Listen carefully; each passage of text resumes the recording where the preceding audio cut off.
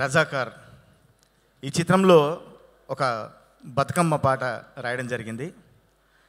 చరిత్రలో జరిగిన ఒక అత్యంత హృదయ విదారకమైన ఒక సంఘటనకి అక్షర రూపాన్ని ఇచ్చే అవకాశాన్ని నాకు అన్న యాట సత్యనారాయణ కల్పించాడు.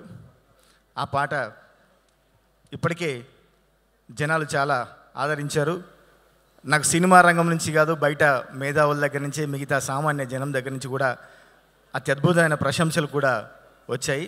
దానికి మరొకసారి యాట సత్యనారాయణకి, ప్రొడ్యూసర్ నారాయణ గారికి ప్రత్యేక ధన్యవాదాలు తెలియజేసుకుంటూ, ముఖ్యంగా యాట సత్యనారాయణ గురించి చెప్పాలి. తెలుగు చలనచిత్ర రంగంలో యాటన్న తెలుగు చలనచిత్ర రంగంలో ఈ చిత్రం నుంచి యాట వేట మొదలైందని చెప్తా నేను.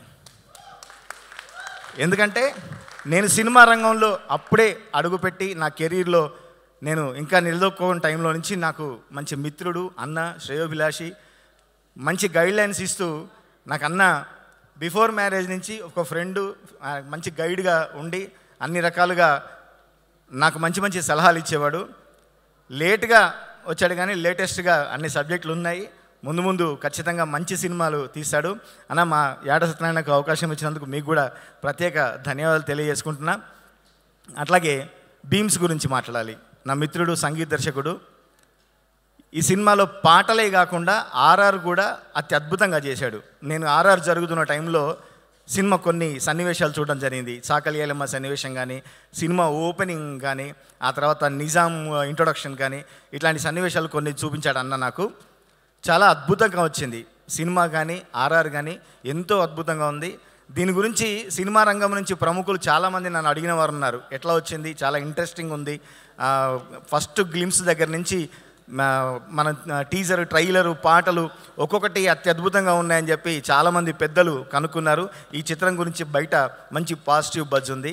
మీరు అనుకున్నట్టుగానే మంచి సినిమా కాబోతుంది. ఒక మంచి చిత్రాన్ని తీసాము, మంచి చిత్రంలో పనిచేశాను అని చెప్పి ఒక ఆనందం అయితే ఉంది.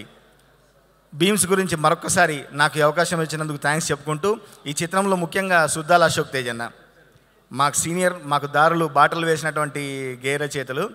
అన్న ప్రాణం గడ్డిపోస అనుకో అన్న ఒక పాటలో ఒక అద్భుతమైన లైన్ రాశాడు. అది మనం చరిత్ర తెలిసి పురాణాల మీదనో చరిత్ర మీదనో అవగాహన ఉంటే తప్ప అట్లాంటి లైన్ రాయలేము. వెనుకటికి ఒకడెవడో వెన్నుముక తీసి 100 అంచుల కత్తి చేసిండట, మనం ఇప్పుడు మన ఆకలిని, మన పేగులను 1000 అంచుల కత్తి చేసి చలో పోరాడదాం పదరా, ప్రాణం గడ్డిపోచ అనుకో అని రాసిండు అన్న.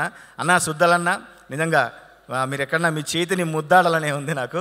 అంత అద్భుతమైన గేయ రచయిత అన్న.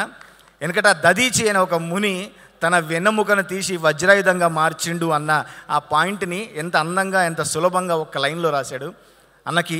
తర్వాత ఈ చిత్రంలో బిట్ సాంగ్స్ రాసిన నా మిత్రుడు, మరో మిత్రుడు శ్రీనివాస మౌలి గేయ రచయితకి, వీళ్ళందరికీ ప్రత్యేకంగా ధన్యవాదాలు తెలియజేసుకుంటూ, మరొకసారి ఆలస్యానికి క్షమించమని కోరుకుంటూ విరమిస్తున్నా. Thank you so much.